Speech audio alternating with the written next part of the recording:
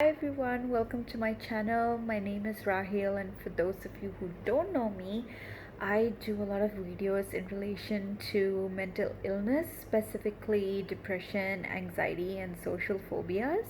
I also do at times provide tips and tricks to get through stressful situations. It could be a job interview, it could be just an exam that's really tough, and you just are stuck in a position where you want to reduce the amount of stress that is consuming you.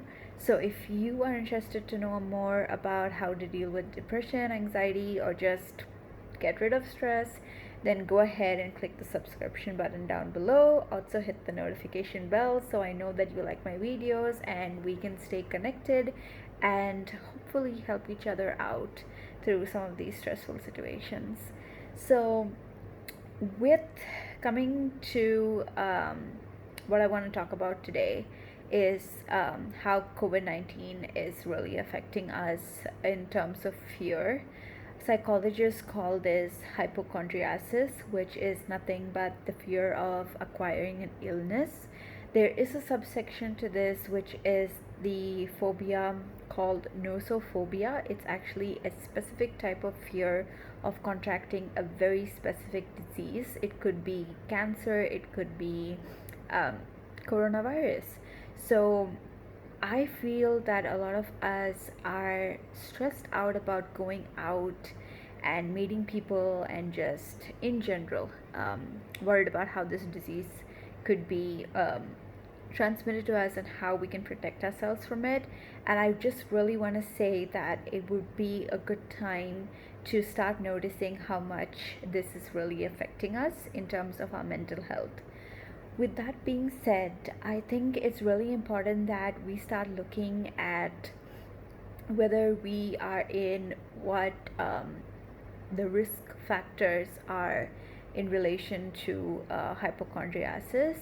There are actually three types of risk factors which increases your chance of acquiring this mental health illness, and that is if you feel that you're constantly in connection with somebody who has had the disease or has had another disease similar to COVID 19. If you feel that you've had contact with them, and if you feel that they have been in your past and it's really affected you, you may be at a higher risk of getting hypochondriasis.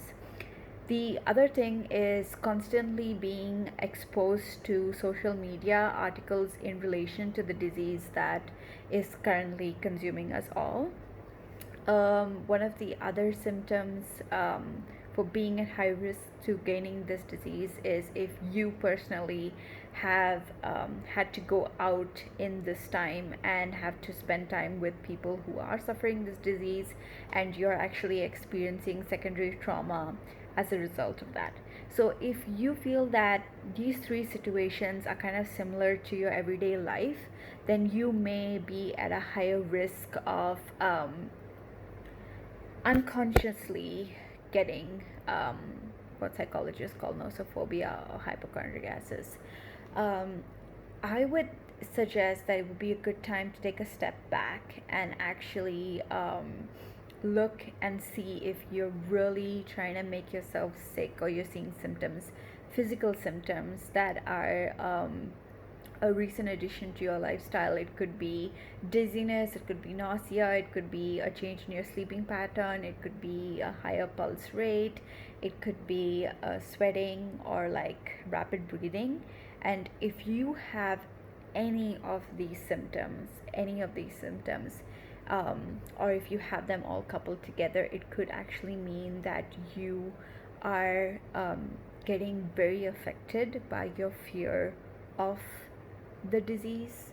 Um, I know this may sound confusing, but sometimes when you're constantly thinking about the symptoms of coronavirus and you also have maybe a sore throat, or maybe you're getting a slight fever, your body temperature is maybe a higher level than it was yesterday, you might start thinking that you have got coronavirus, which is going to in the long run affect you mentally. It's gonna put a lot of stress on your physical and your mental state of peace.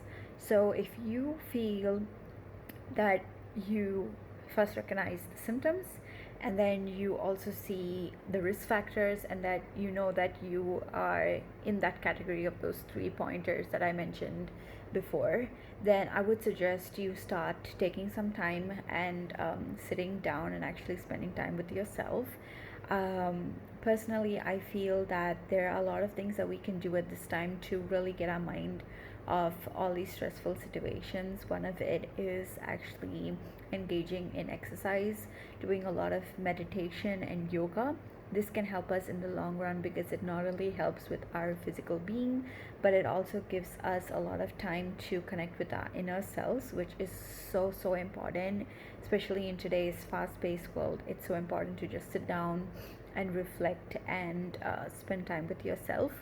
Another way that you can actually kind of lessen the stress of fear of contracting the disease or taking the fear to the next level is to try to imagine positive situations um, where you are not affected by the disease itself, where you imagine yourself going out to your balcony or your rooftop. You're sitting, you're soaking in the sun, you know that there's nobody near you, and you're actually in a safe space.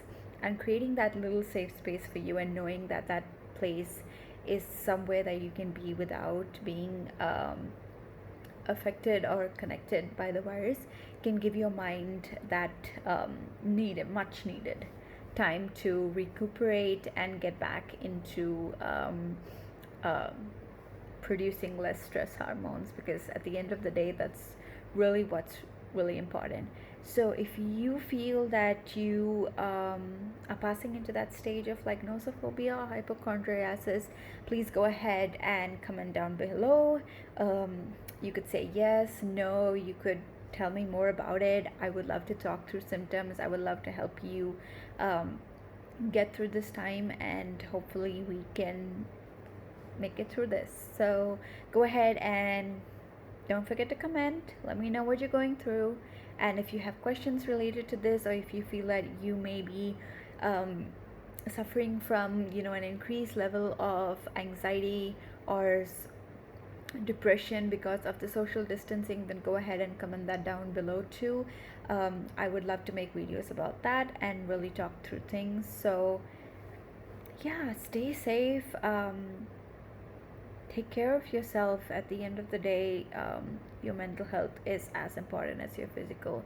So don't discount on it. Don't say that it doesn't matter. It really does. So yeah, stay safe. Stay connected, and I hope to hear from you. I hope you have a great day, and I hope you have a great week, and I will see you next week, where I will be uploading some more content. And yeah, sayonara.